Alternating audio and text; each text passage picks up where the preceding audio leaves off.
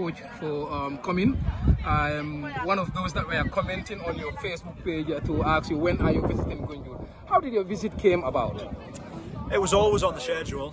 So one of the things when we mapped out the schedule for my 2 weeks in country before the Scorpions camp was I wanted to get around and see as many different teams as possible, both either in matches and in training, but also I wanted to see different venues.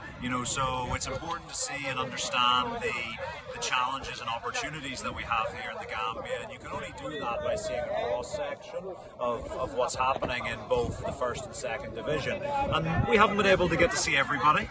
There's definitely some teams who will be thinking, oh, when will we get a visit? And it will come in due course, before the camp in June, the camp in September.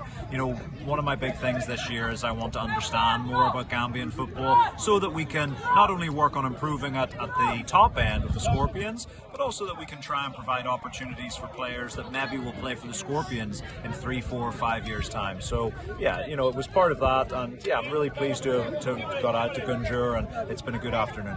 You've been to several venues. I've been seeing you visiting different games. What have been your assessment by far?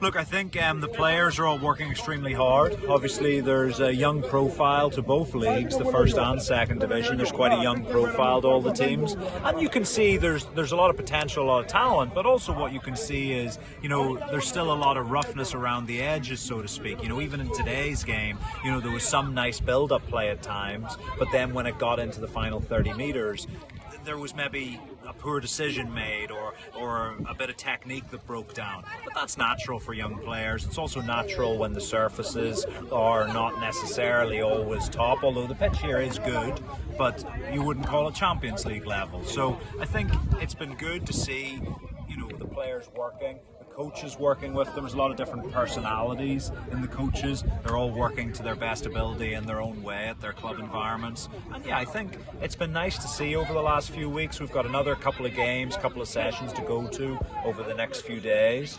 And but yeah, I think overall I've been making a lot of notes over the last couple of weeks, and hopefully those can help to, just build the game here, to grow the game here in the Gambia. As a technician, what are some of the areas that you think tactically and technically, they need a bit of improvement?